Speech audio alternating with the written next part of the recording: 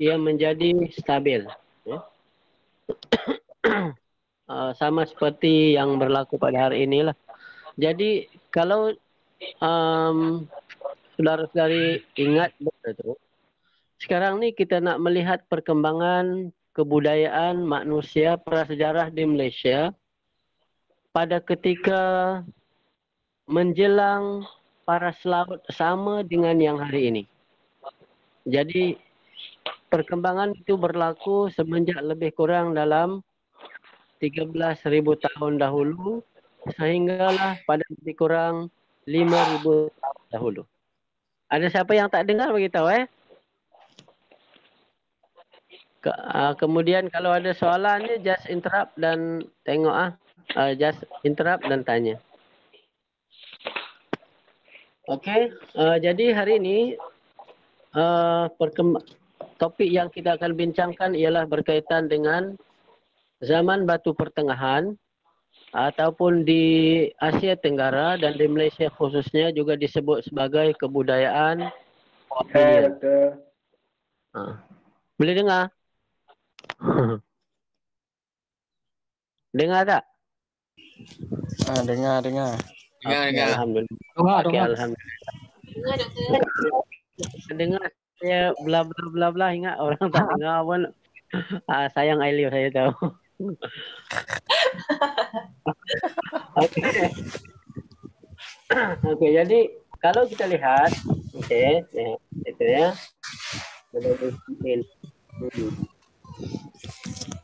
Boleh tak kalau saya buat gini? Alah, habis bateri. Habis bateri lah. Okay. Admit siapa ni? Phil Zati.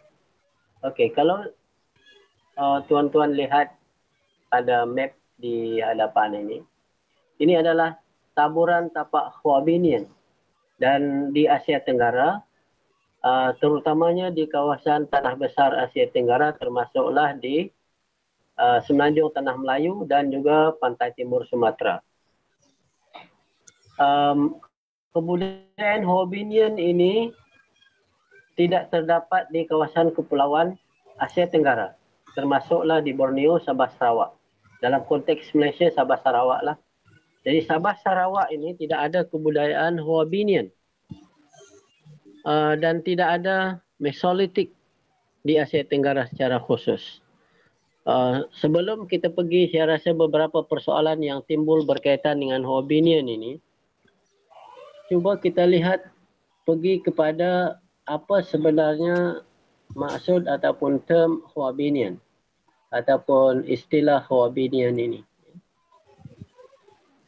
Kita pergi ke sini ya. Ini peta apa agak-agak?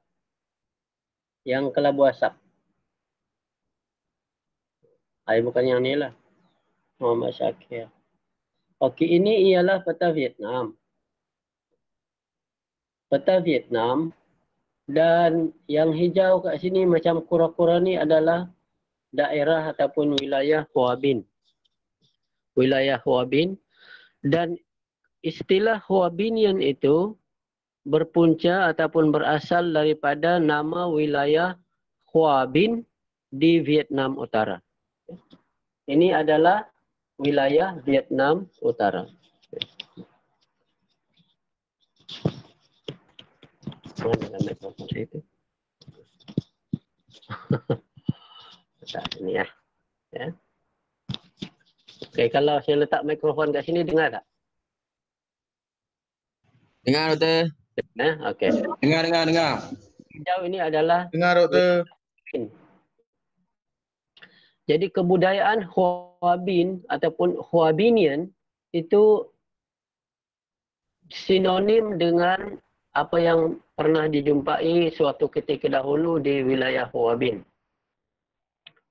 Kisahnya lebih kurang begini ya. Saya tunjukkan di sini. Istilah Huabinian ini mula-mula sekali telah digunakan oleh seorang ahli arkeologis Perancis. Namanya Madeleine Colany. Beliau telah membuat kerja arkeologi ataupun ekskavasi arkeologi di Vietnam Utara khususnya, dan untuk menghuraikan satu fasa kebudayaan pada penghujung Pleistosen dan awal Holosin.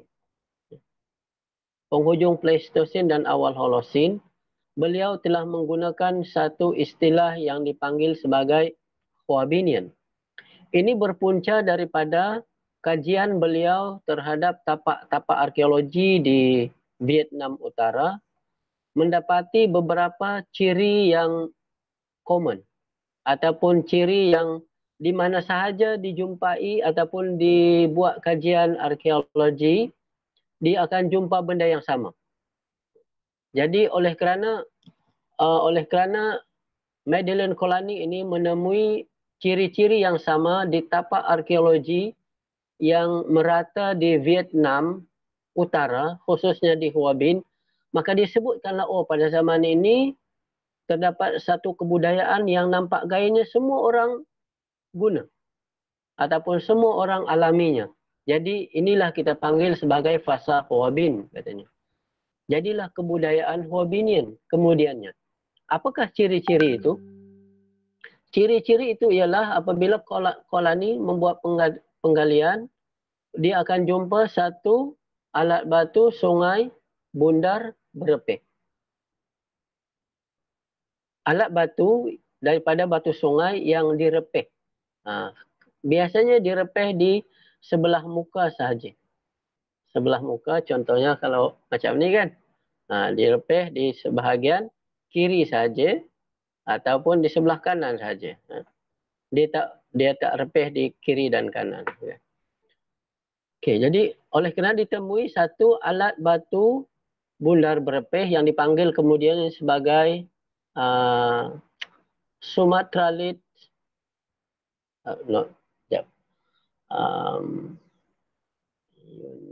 Uniface Stone Tools, ya, ataupun dipanggil juga sebagai Sumatralite, alat batu Sumatralite. Direpeh hanya di sebelah muka saja. Kemudian dijumpai bersama-sama dengan alat batu tersebut ialah tulang binatang. Tulang binatang yang diduga sebagai sisa makanan mereka dan kebanyakannya dibakar. Bukan dimasak tetapi dibakar. Sebab ada kesan pembakaran pada tulang-tulang tersebut. Yang ketiga, dijumpai bersama dengan benda tersebut, benda tersebut adalah pengebumian sisa rangka manusia yang dikebumikan secara terlipat ataupun merengkok. Dia tak lurus macam orang tidur, tapi dia merengkok lah. Merengkok tu dengan keadaan lututnya diangkat, dibengkokkan ke dada. Kemudian itu yang ketiga. Yang keempat, dijumpai bersamanya ialah hematite. Hematite ataupun hematit ini ialah sejenis serbuk merah yang diperbuat daripada batu kawi, batu merah. Diperbuat daripada batu merah yang ditumbuk, kemudian dijadikan serbuk. Selepas itu dicampurkan dengan lemak binatang atau juga getah-getah kayu yang kemudian dijadikan macam seperti cat ataupun warna yang nanti kalau kita pegang kemudian kita cat pada muka akan jadi merah kan. Jadi merah-merah.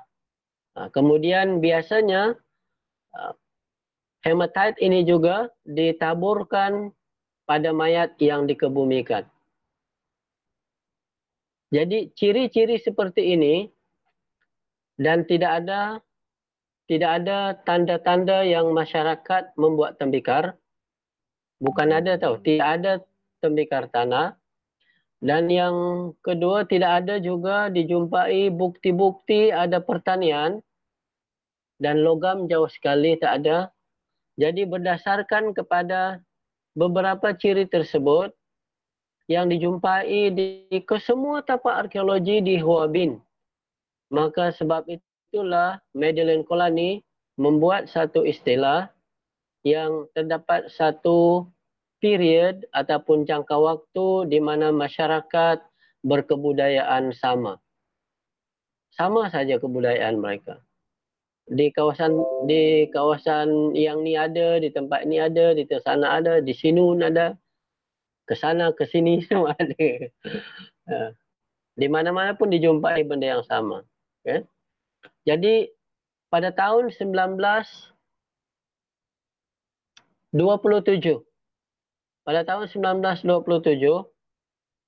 dengar tak ni? Dengar tak? Dengar ya? Okey. Pada tahun 1927, Kolani telah menerbitkan sebahagian daripada hasil penyelidikan ekskavasinya, 9 katanya, 9 penyelidikan ekskavasinya di Vietnam Utara, terutamanya di wilayah Hua Bin. Dan kemudian pada tahun 1932, Madeleine Kolani telah membentangkan hasil penyelidikan tersebut di First Congress of Prehistorians of the Far East, ataupun kongres pertama ahli-ahli prasejarah Timur Jauh pada tahun 1932, dan cadangannya supaya memperkenalkan kebudayaan Hua Binian sebagai salah satu fasa kebudayaan masyarakat prasejarah di Asia Tenggara diterima. Tujuannya adalah untuk menggantikan istilah Mesolitik pada awalnya. Sebab di Asia Tenggara tidak dijumpai ciri-ciri Mesolitik. Apa ciri-ciri Mesolitik yang tidak dijumpai di Asia Tenggara? Yang ada di Asia Barat, seperti di Palestina, Turki, Lebanon, biasanya di Asia Barat lah ya. Tidak dijumpai di Asia Tenggara. Ciri-cirinya adalah alat-alat batu telah dibentuk sama seperti alat pada hari ini, cuma tak diasah saja. Contohnya kalau di Asia Barat dijumpai mata anak panah. Mata anak panah direpih tapi tak diasah. Di Asia Tenggara tak dijumpai. Cuma ada satu sahaja kekecualian. Nanti kita akan lihat kemudian. Kemudian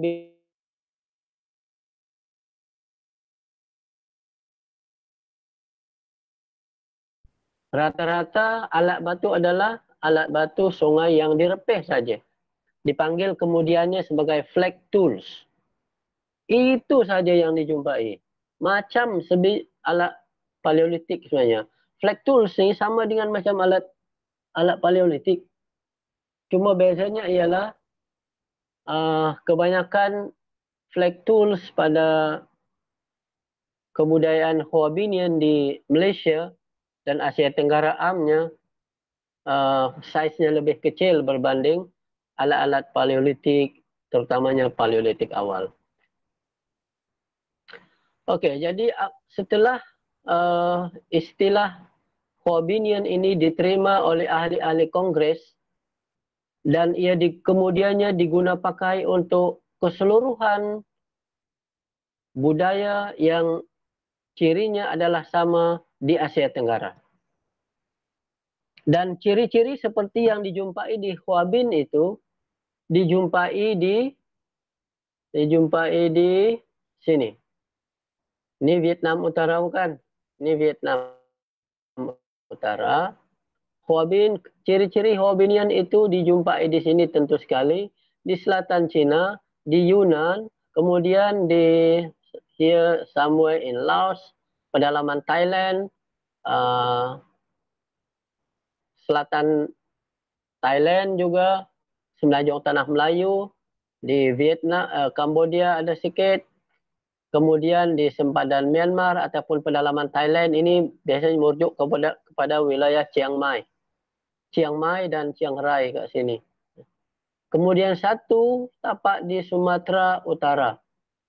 di sini, di Sukajadi namanya. Kalau tuan-tuan lihat pada dot-dot yang ada pada map ini, ada, boleh tak kenal pasti kat situ? Alah, kenal pasti ada maps, ada dot yang warna 4 segi, ada dot yang warna, bukan, bentuk bulat. Ini bulat, ini Sukajadi pasar, bulat, ini pun bulat, ini di hmm, Guar Guar Kepah. Guar Kepah di seberang Perai. Yang bulat-bulat ini adalah tapak terbuka, pesisir pantai, sementara yang berbentuk 4 segi ini adalah tapak gua ataupun rock shelter. Jadi kebudayaan Hobbinian itu hanya dijumpai di kawasan Tanah Besar Asia Tenggara, termasuk Semenanjung Tanah Melayu dan Sumatera Utara. Sekali lagi ia tidak dijumpai di sini. Tidak dijumpai di Papua, New Guinea, Jawa, Flores, Sulawesi, Filipina, Kalimantan, Borneo dan sebagainya. Okey, jadi adakah kebudayaan Hobbinian ini boleh diterima pakai untuk menggantikan satu kebudayaan Mesolitik bagi seluruh rantau Asia Tenggara? Tak bisa. Tak boleh ya. Sebab taburannya hanya di kawasan ini saja. Jadi apa yang berlaku di Kepulauan Asia Tenggara? Okay, apa yang berlaku di Kepulauan Asia Tenggara adalah masyarakat, kalau dari segi perubahan itu daripada Paleolitik kepada Mesolitik, kepada Neolitik, kepada logam, bukan? Jadi di tanah besar Asia Tenggara, masyarakat bermula dari Paleolitik kepada Hoabinian, kepada Neolitik, kepada logam dan seterusnya. Tetapi di Kepulauan Asia Tenggara, masyarakat bermula dari Paleolitik terus melompat kepada Neolitik. Dia tak ada Hoabinian, tak ada Mesolitik. Paleolitik terus berubah kepada Neolitik. Kecuali ada satu tempat di Maros. Maros Cave di sini, Gua Maros di Sulawesi Selatan. Di Sulawesi Selatan ini terdapat satu tapak panggil Maros, M-A-R-O-S. Dijumpai alat batu Mesolitik. Mesolitik yang dulu dinafikan oleh pengkaji-pengkaji arkeologi yang awal, kononnya Asia Tenggara tidak ada Mesolitik. Sebenarnya ada, tapi agak terbatas perkembangannya, yaitu di Maros. Dipanggil sebagai, ada buktinya adalah penemuan Maros Point. Maros Point ini merujuk kepada alat-alat batu berbentuk mata anak panah yang sama bentuknya dengan yang dijumpai di Asia Barat. You see, maknanya perkembangan Paleolitik ada di sini. Paleolitik kepada Mesolitik ada di Sulawesi Selatan. Homeland of Bugisian. Okay. Yes, tapi tak tahu sama ada kaitan ke tak ada kaitan lah. Okey. Seterusnya kita pergi ke, ada apa-apa soalan tak? Ada apa-apa soalan? Kalau ada soalan kan just tanya terus ya. Okey. Kita pergi kepada okey. Dari segi perzamanan Hoabinian ataupun bilakah kebudayaan Hoabinian ini wujud di rantau Asia Tenggara dan wujud di Malaysia? Okey, untuk Malaysia, kebudayaan Hoabinian ini paling tua sekali dijumpai di Gua Bewah. Gua Bewah di Tasik Kenyir, Terengganu. Tasik Kenyir, Terengganu lebih kurang 16,000 tahun dahulu. 16,000 tahun, maknanya kalau tuan-tuan dapat letakkannya dalam jadual yang saya bagi dulu, 16,000 tahun dulu ini termasuk dalam pertengahan perubahan paras laut daripada Pleistocene kepada Holocene. Jadi dalam proses paras laut itu meningkat, kebudayaan Hoabinian sudah dijumpai di Gua Bewah. Gua Bewah, B-E-W-A-H. Bewah di Tasik Kenyer. Kemudian selepas itu juga dijumpai di Gua Gunung Runtuh, Perak, lebih kurang dalam 11.000 tahun dahulu. Tapi sebelum itu ada penemuan yang awal juga di Gua Peraling. Nanti dalam slide-slide yang seterusnya saya akan tunjukkan. Gua Peraling di Ulu Kelantan 12.000 tahun dahulu.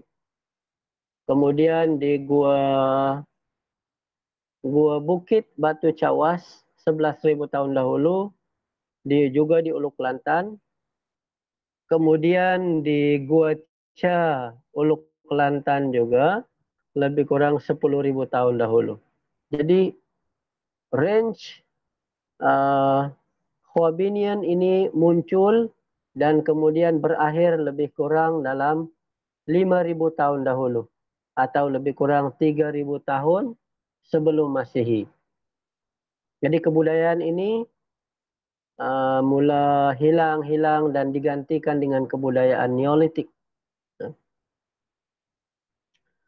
Okey, kalau kita lihat ni mana ni? Sebelah ya. 12. Oh, ni kita. Okey, ada beberapa arkeologis yang mula melihat dengan lebih detail berkaitan dengan terminologi yang dikemukakan oleh Kolani, terutamanya Matthews, ya. Mempersoalkan ataupun menanyakan tentang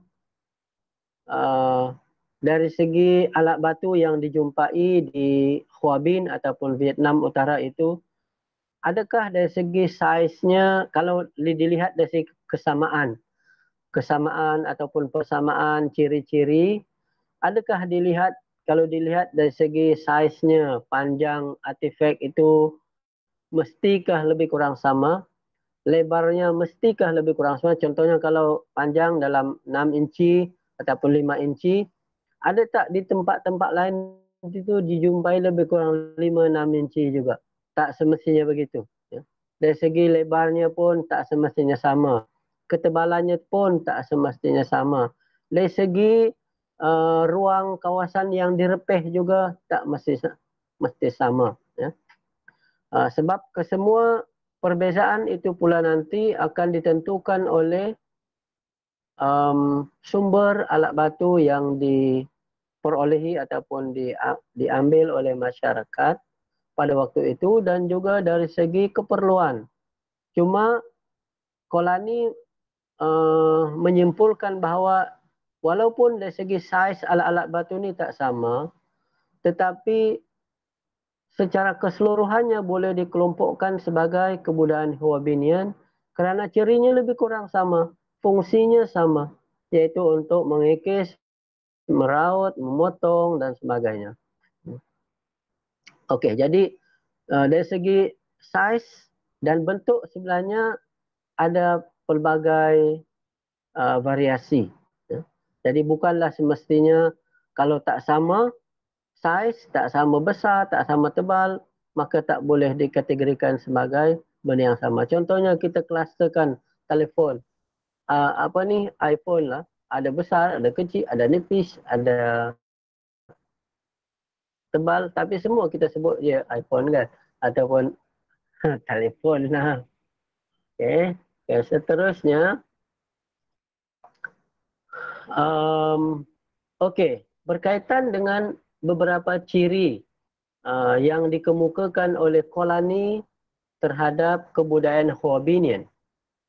Antara tadi adalah yang pertama, Kolani menyebutkan tentang tidak dijumpai bukti-bukti pertanian.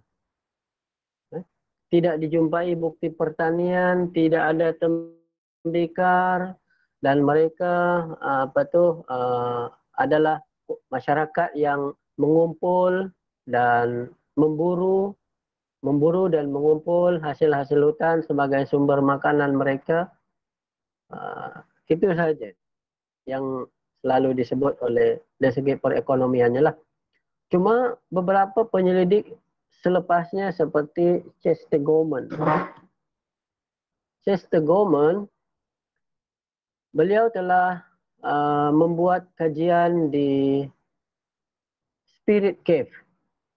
Spirit Cave ataupun orang Indonesia bilang gua hantu ya, ataupun Spirit Cave sajalah ya, gua semangat. Di Mai Hong Son di Chiang Mai.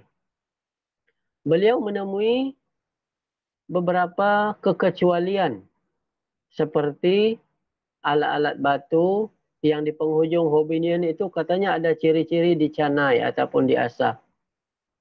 Dan ini menghampiri masuk kepada zaman Neolitik. Kemudian Chester Gorman juga menemui bahawa terdapat beberapa bukti yang menunjukkan bahawa masyarakat Hobbinian ini sudah pun sebenarnya pandai bercucuk tanam. Yang dulu Polanyi kata tak pandai bercucuk tanam. Mereka hanya memburu dan mengumpul. Apa yang ada dia kutip makan. Kalau tak ada dia tak pandai nak produce. Tak pandai lagi macam mana kita nak prepare untuk besok ke, bulan depan ke, tahun depan kita tetap ada makanan. Jomlah kita bercucuk tanam. Tak ada lagi kemahiran itu. Ya. Jadi mereka cuma lapar, jalan. Jalan tengok ada makanan, makan. Kalau tak ada lapar, puasa. Kemudian tetapi saya sebutkan berkaitan dengan penemuan oleh Chester Gorman tadi. Dia telah menemui 10 jenis kekacang di Spirit Cave dan beliau mengatakan bahawa 10 jenis kekacang ini menunjukkan bahawa masyarakat Hoabinian telah pun pandai bercocok tanam. Tapi nanti akan ada kekecualian selepas dikaji oleh orang lain dan dengan lebih detail sebenarnya apa yang didakwa oleh Chester Gorman itu asasnya sangat lemah. Ya. Okey, kita pergi kepada distribution. Taburan ini tadi saya dah tunjukkan dalam maps yang ianya banyak ditemui di Vietnam, dan kemudian berkembang ke seluruh tanah besar Asia Tenggara. Dan pada hari ini kerana lebih dari 120,000 Hobbinian sites in Vietnam. Ada yang mendakwa bahawa adakah kebudayaan Hobbinian ini bermula dari Vietnam dan kemudian berkembang ke kawasan lain termasuklah di Malaysia. Ada yang melihat bahawa penemuan lebih banyak tapak Hoabinian di Vietnam itu bukanlah menggambarkan bahawa Hoabin ataupun Vietnam itu adalah pusat kepada permulaan dan penyebaran budaya Hoabinian. Tetapi banyaknya tapak di Vietnam Utara itu kerana banyaknya kajian. Banyaknya kajian, kemudian memang banyak tapak gua di Vietnam. Bila banyak lokasi, maka banyaklah tapak Hoabinian dijumpai. Tetapi bukan bermaksud bahawa kebudayaan Hoabinian ini bermula daripada Vietnam. Itu setengah orang kata. Termasuklah kalau Zoraina Majid menyatakan bahawa sepatutnya kita tak boleh menggunakan istilah Hoabinian ni. Sebabnya bila kita gunakan istilah Hoabinian, seolah-olah kebudayaan yang disebut Hoabinian di tanah Melayu adalah berasal daripada Vietnam. Bukannya berkembang daripada dalam negara kita sendiri, dalam wilayah kita sendiri. Jadi di situ sebenarnya kenyataan ini berpunca daripada beberapa sebab. Yang pertama, jika kita melihat Vietnam dalam konteks pada hari ini, tentu sekali kita tak mahu yang alamak, takkanlah kita ni asal daripada Vietnam. Siapa Vietnam dan siapa kita? Tapi sebab itu melihat dalam konteks sekarang.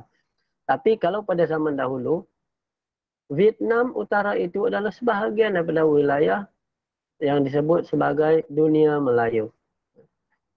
Sebahagian daripada wilayah penyebaran pentas Sunda kita. Jadi bukannya ada istilah alamak orang Vietnam datang ke sinilah, orang penduduk Vietnam asal itu, penduduk asal di Vietnam itu adalah bangsa yang disebut bangsa Melayu juga. Jangan risau. Dan yang kedua, kenapa Zuraina Majid kata terminologi Hua Binian? Kerana dalam kajiannya di Lenggong, terutamanya di Kota Tampan, beliau mendapati bahawa pada usia 50,000 tahun dahulu, di Kota Tampan sudah ada alat-alat ataupun artifak batu sungai bular berpeh.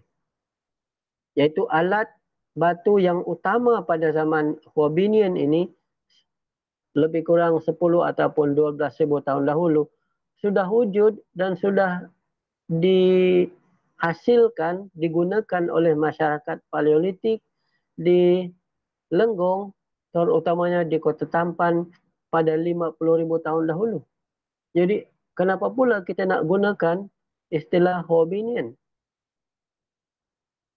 Sedangkan kalau dari segi siapa lebih awal mempraktikkan alat-alat batu bundal berpeh ataupun alat batu sungai berpeh ini, nampaknya lebih awal di Lenggong, Tanah Melayu berbanding di Vietnam.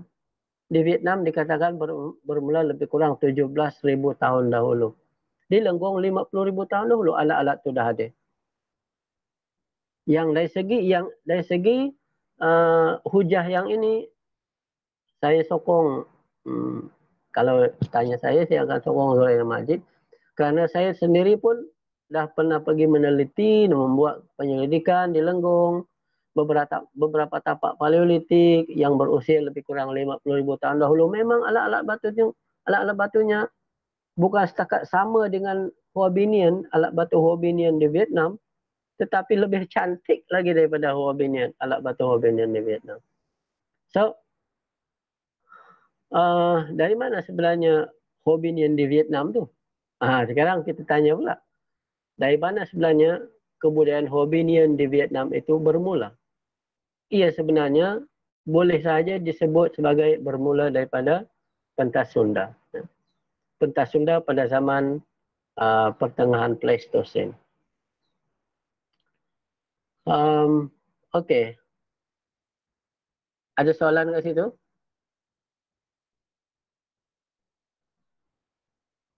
Oh, ada soalan tak? Ada tak ada? Okay. Semua masih dengar kan tidur. Kalau tidur pun tak apalah, saya tak nampak tu. Ya, tidur pun boleh, sambil baring-baring pun boleh, sambil makan pun boleh. Mana nak tidur? Syaril tidur ke Syaril?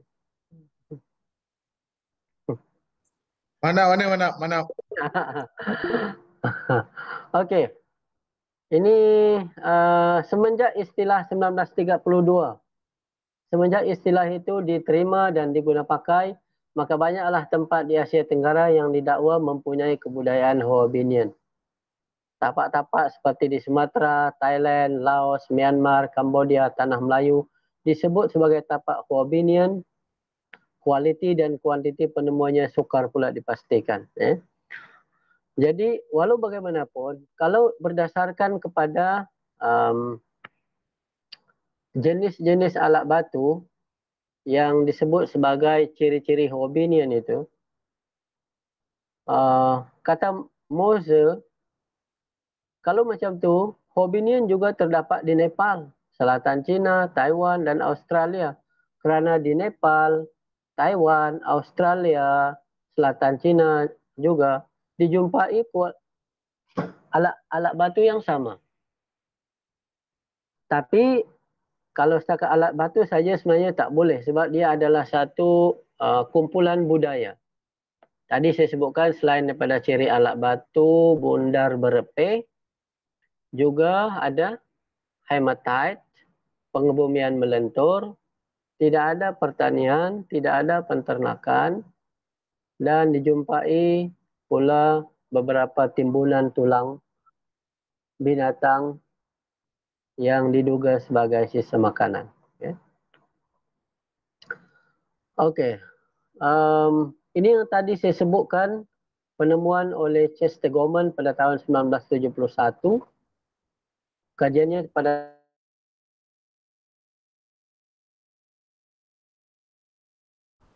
beliau menemui 10 jenis kekacang iaitu Prunus, Almond, Terminalia, Areca, Vicia, Phaseolus, Pisum, Rapia lagenaria, Trapa, Piper, Madoka, Canarium, Aulerites, dan juga Cucumis.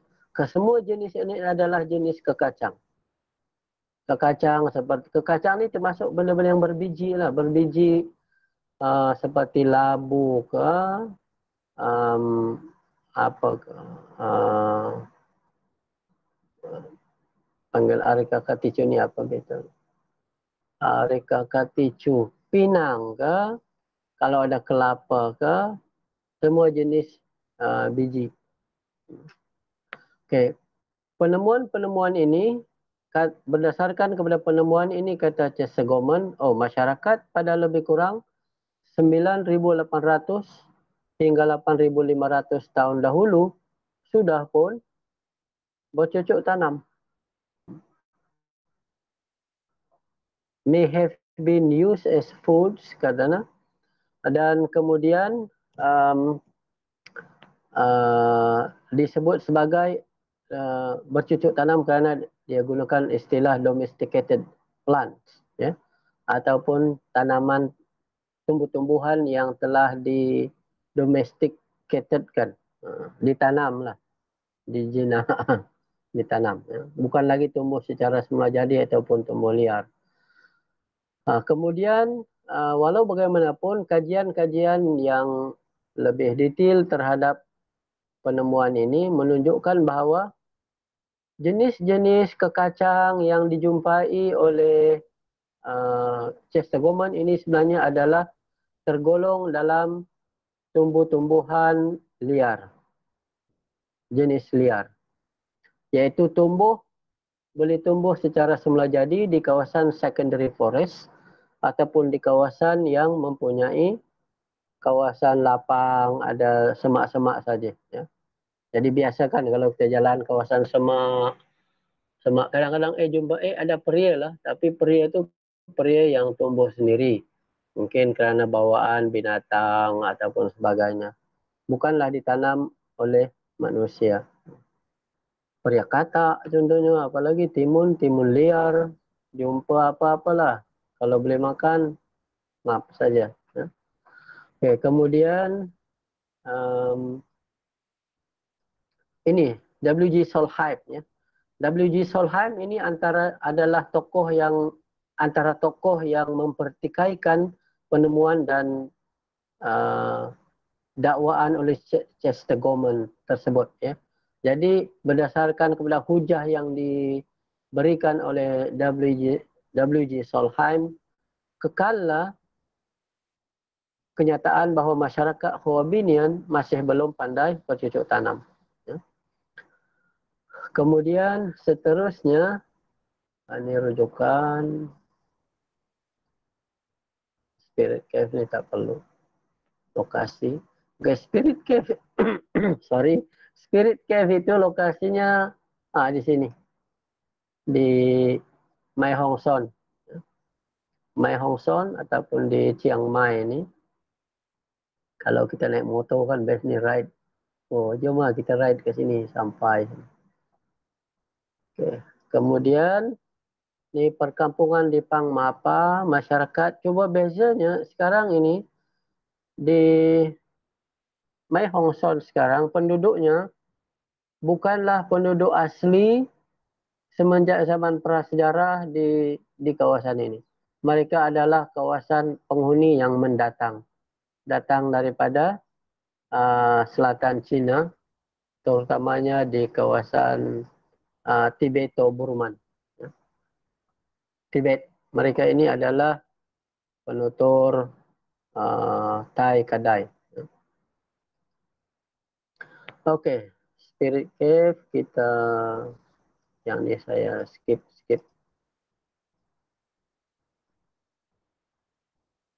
Apa nih? Admit. Peter Solheim, bibliografi. Ini antara tapak, kemudian Hobbinian Malaysia. Oke, mungkin agak sukar. Awak pernah, siapa-siapa tak dalam grup ni yang pernah jumpa buku ditulis oleh Adi Taha, The Archaeological Investigation in Ulu Kelantan? Ada tak sesiapa pernah jumpa buku tu? Archaeological Investigation in Ulu Kelantan. Ada siapa? Tiada, Doktor. Tiada, kalau tak pernah. Okey, kalau tak ada, dia sebenarnya dalam buku itu adalah buku yang dialih daripada tesis PhD beliau di University of Australian National University Canberra, Australia. Penyeliannya ialah Peter Bellwood sendiri, dan beliau telah menghuraikan tentang kebudayaan Hobbinian dengan sangat detail di Malaysia. Dari segi persoalannya, tafsirannya, persoalannya dan bukti-buktinya ia wujud di Malaysia ataupun di semenanjung Tanah Melayu. Walaupun tesis itu berkaitan dengan Ulu Kelantan terutamanya, tetapi perbincangannya menyeluruh kepada Malaysia. Mana sebenarnya kamera? Jadi kalau nanti boleh jumpa buku itu, sangat bagus. Okey, dalam tesis beliau itu, beliau telah menerima ataupun mengubah suai teori yang digunakan oleh Madeleine Kolani berkaitan dengan Hobbinian, kerana ciri-ciri kebudayaan Hobbinian di Malaysia tak sama exactly dengan yang dijumpai di Vietnam Utara. Jadi meskipun Adi Taha, arwah dia, menggunakan istilah Hobbinian, tetapi dia memfokuskan kepada Hobbinian Malaysia. Beliau menggunakan istilah Hobbinian Malaysia. Perbezaan paling ketara ialah pada ciri-ciri alat batunya. Alat batunya kalau di Vietnam Utara dan di pedalaman Thailand itu lebih banyak merujuk kepada alat batu Uniface. Uniface ataupun Sumatralit, iaitu direpeh di sebelah muka saja, tetapi di Tanah Melayu, di semenanjung Tanah Melayu, malah di selatan Thailand, alat-alat batunya berbentuk biface. Biface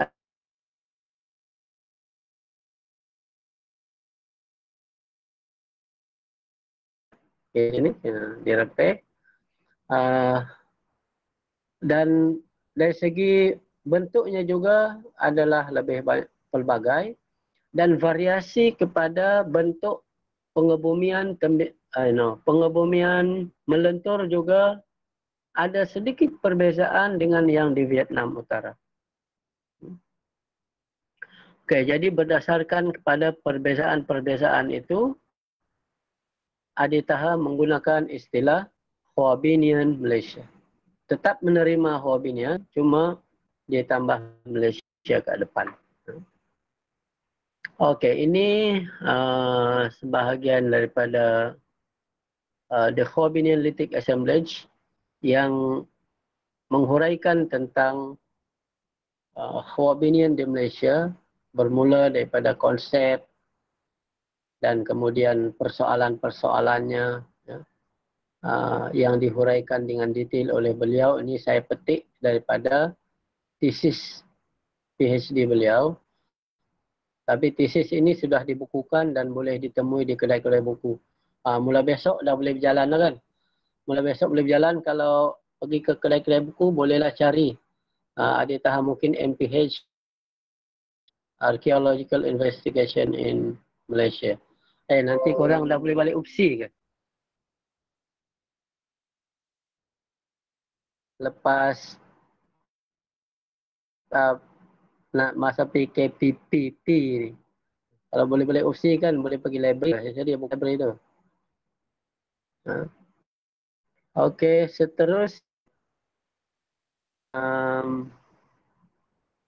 seterusnya kita pergi kepada saya nak tunjuk beberapa gambar, nak bagi ringkas-ringkas ya. Sebab nanti yang slide ini awak baca satu-satu tau.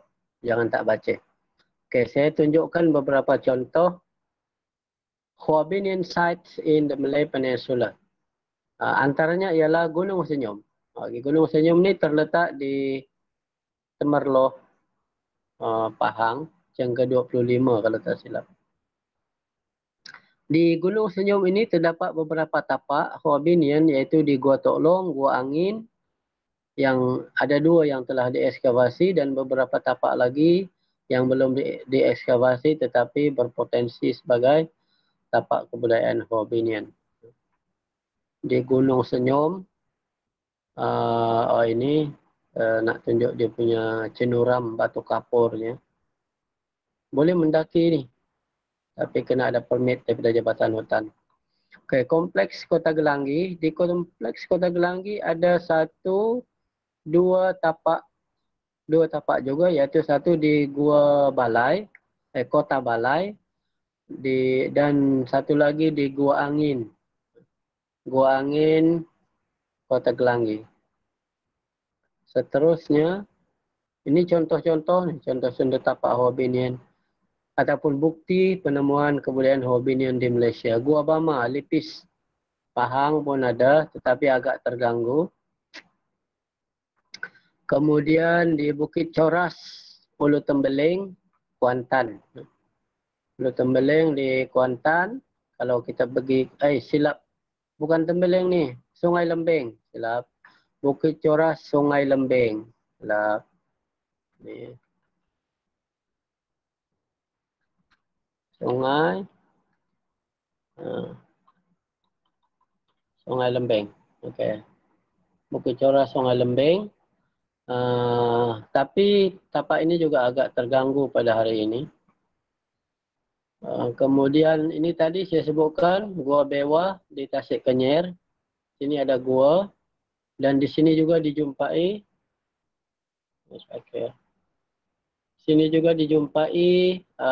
satu sisa rangka manusia yang dikebumikan dalam keadaan terlipat. Seorang perempuan, rangka seorang wanita remaja umur 18 tahun dah meninggal. Ini di Gua Taat Tasik Kenyer. Ini ada gua kat sini kan. Kalau boleh nampak bawah dekat gigi air tu ada gua. Tak tinggi tapi dalam tu pernah dihuni oleh manusia lebih kurang 9,000 tahun dahulu. Ini lagi pandangan sisi lain Gua Bewa, Gua Taat. Ini di Gua Kecil Raub, Pahang. Ini kajian tapak ini telah diekskavasi, dikaji oleh FL Dan pada tahun 80-an dulu.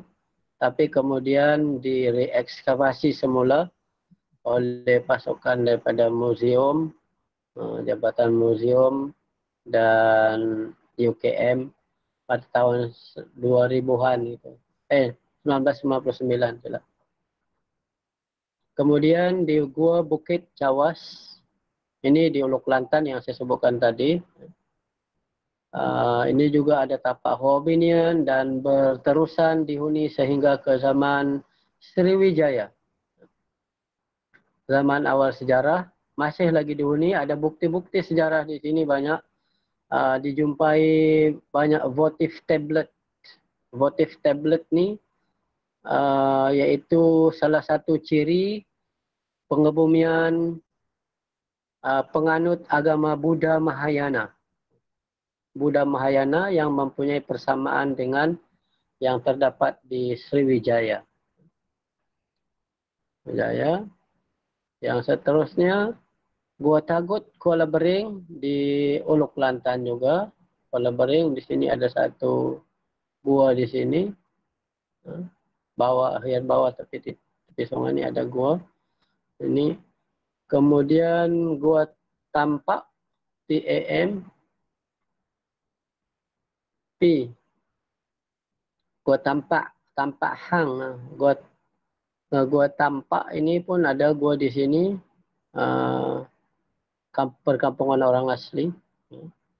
Ini ada gua berkebudayaan Hoabinhian. Okey, dalam konteks Malaysia secara keseluruhan, kalau kita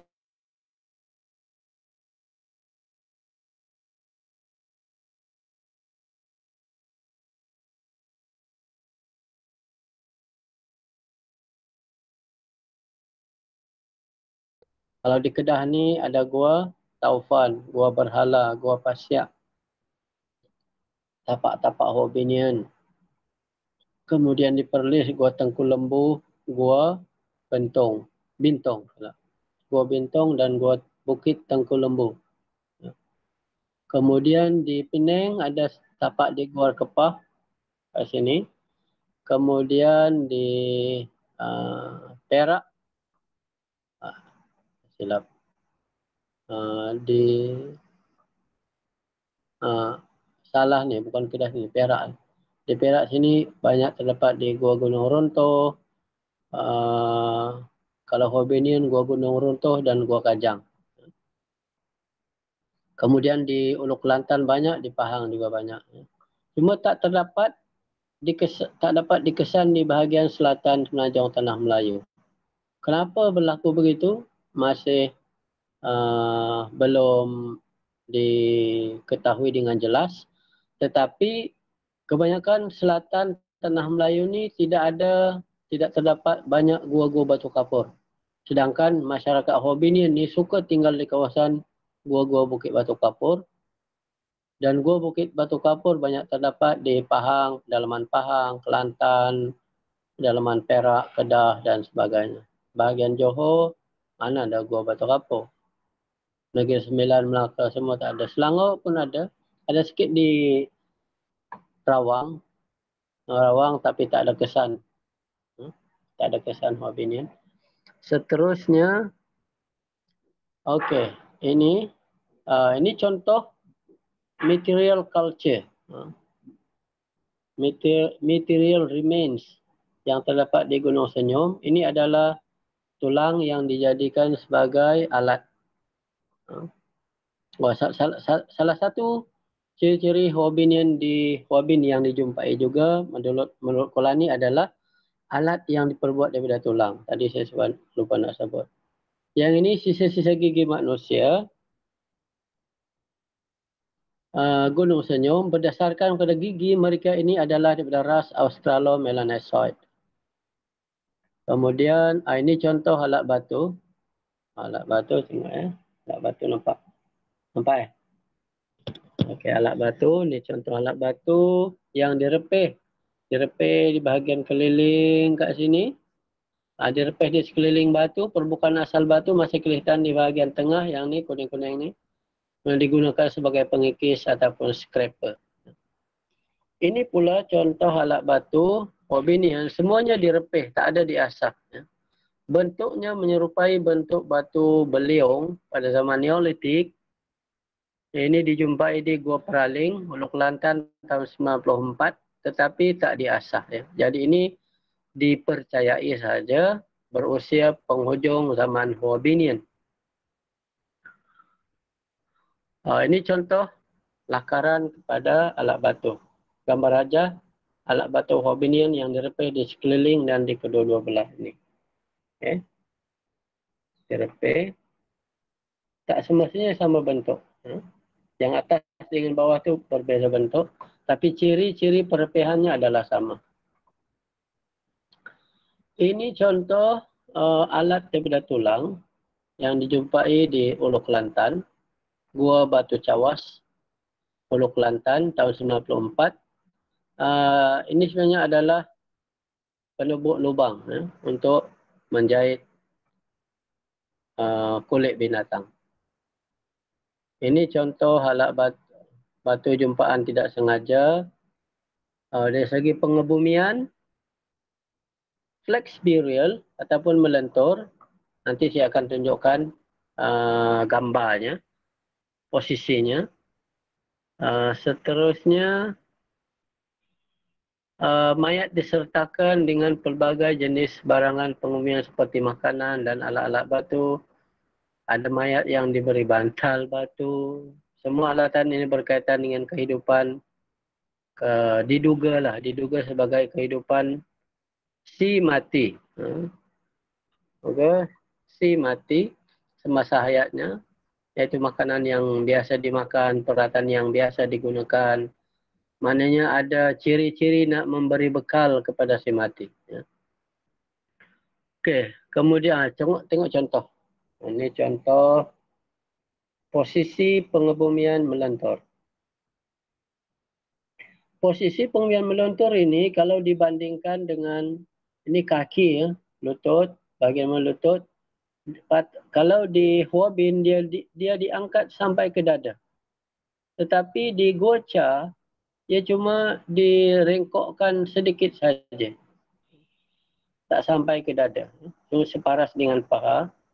Ini antara ciri-ciri yang membezakan antara Hoabinian di Vietnam Utara dan juga Hoabinian di Malaysia. Okay, seserangka hominid di Gua Peraling, Ulu Kelantan. Ini tak berapa jelas. Ini contoh sisa rangka tengkorak kepala. Ini daripada ras Australomelanesoid.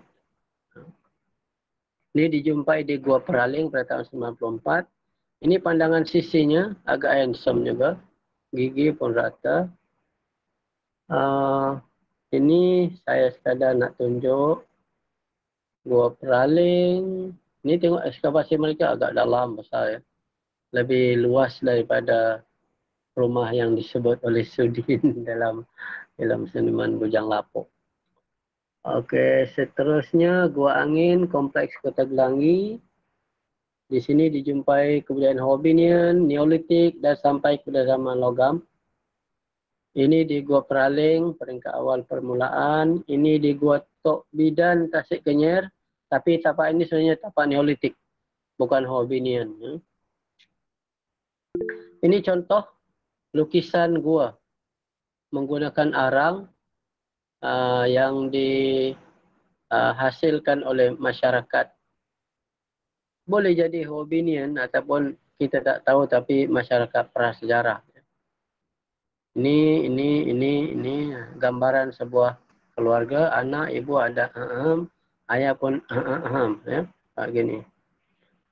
Okey, seterusnya apa ni? Apa namanya? Ini pun sama juga.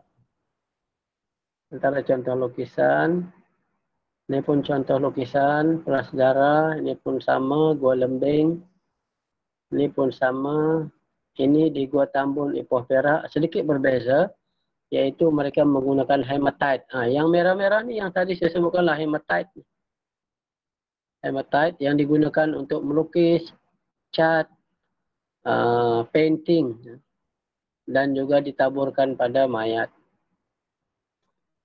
Ini contoh lukisan di Gua Kelawar Sungai Siput. Menggambarkan binatang yang dilihat atau mungkin juga diburu. Ini contoh, ini masa lawatan ke kampung orang asli semasa buat kajian ni ya. Okey, dan last. Okey, habis. Ya, dah habis. Okey, ada apa-apa soalan tak? Salah. Mana dia punya?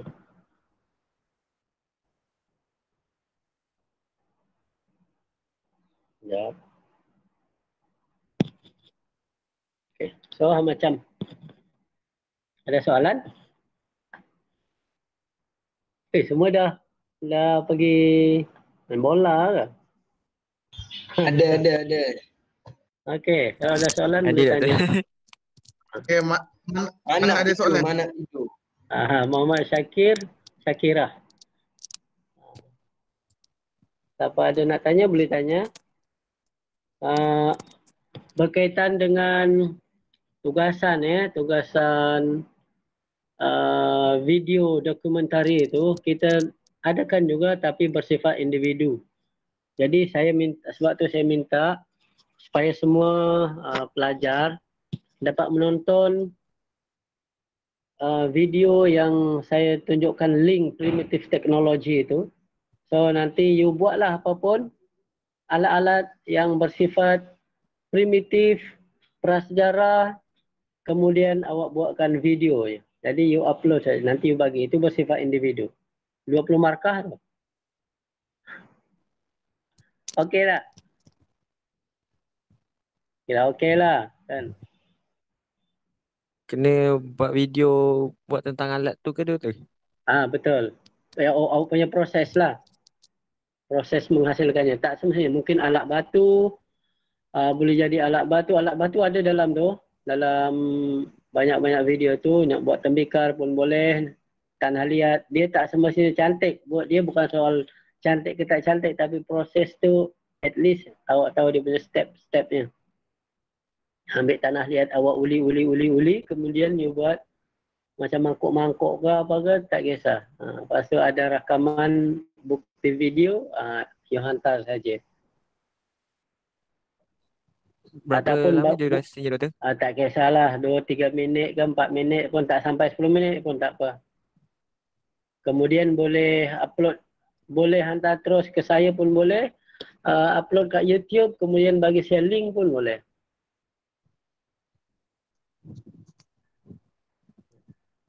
Alat batu boleh. Nak buat apa ya, tak kisahlah. You nak buat daripada bahan-bahan organik pun boleh. Contohnya kayu ke. You nak buat lembing daripada kayu ke. You nak buat apa-apalah daripada buluh. Kalau you nak pandai buat jerat, ya awak buat jerat. Awak boleh buat jerat. Awak boleh buat masak siput. Ambil siput sedut. Siput sedut ke sungai pun boleh, laut pun boleh. Awak ambil proses membuatnya tu, nak masak. Tapi tak adalah gulai lemaknya. Sebab gulai lemak ni moden. Saya pun lapar kalau gulai lemak.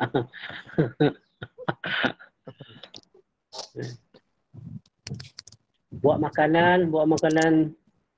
makanan primitif boleh.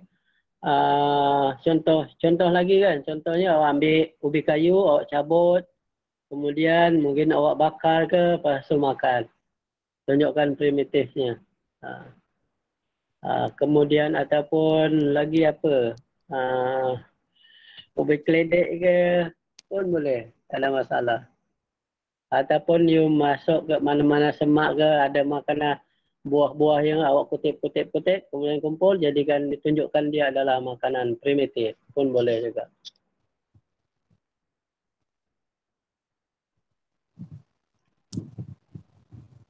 Okey. Okey tak? Okey ya. Okey. Tak apa soalan tak? Berapa dah sekarang ni? Dah pukul 4, tengah 6 sejam lah. Saya punya telefon pun dah tinggal 9 lagi baterinya. Dah sikit sangat.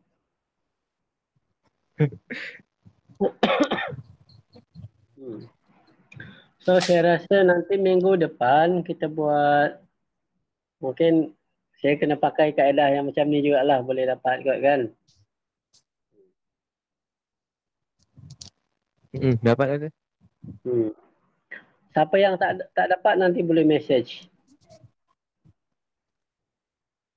Boleh bagi tahu lah yang tak dapat, yang tak dengar ke, tak clear ke, tak nampak ke, apa ke, nanti you bagi tahu. Okay. So, kalau tak ada apa-apa dah, saya ucapkan selamat ber-PKPPP ya. Boleh P ya lepas ni. Kalau atas negeri pun dah boleh. Selamat buat kerja-kerja sekolah, assignment ke. Mudah-mudahan adalah bahannya sikit-sikit. Kemudian assignment yang kumpulan tu, tugasan esei masih sama juga. Nanti pandai-pandai you compile kan. Siapa ketua compile lah. Jangan ada pula yang tak bagi kerjasama ya. Kalau tak bagi kerjasama, ketua bagi tahu saya, nanti saya tolak markah dia.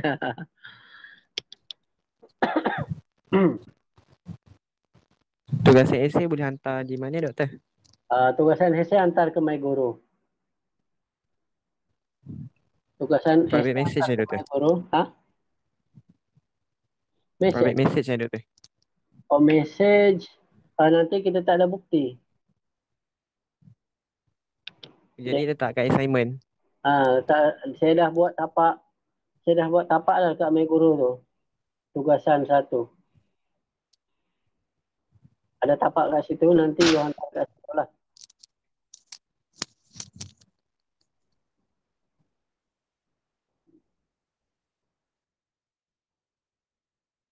Ada yang tak dengar ke? Mau dengar kan? Okey, salah semua dengar lah. Ni apa ni? Tugasan. Ah,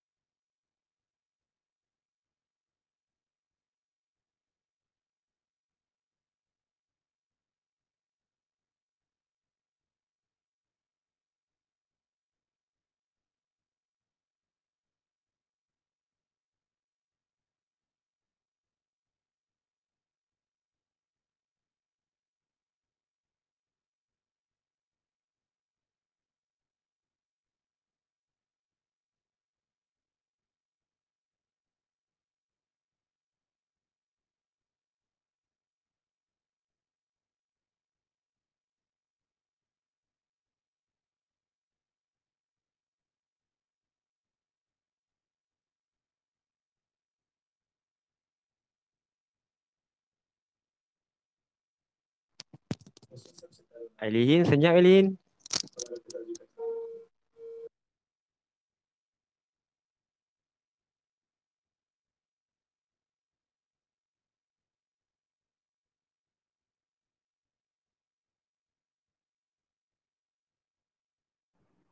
Okey, bye semua. Bye. Bye bye. Assalamualaikum warahmatullahi dan salam sejahtera.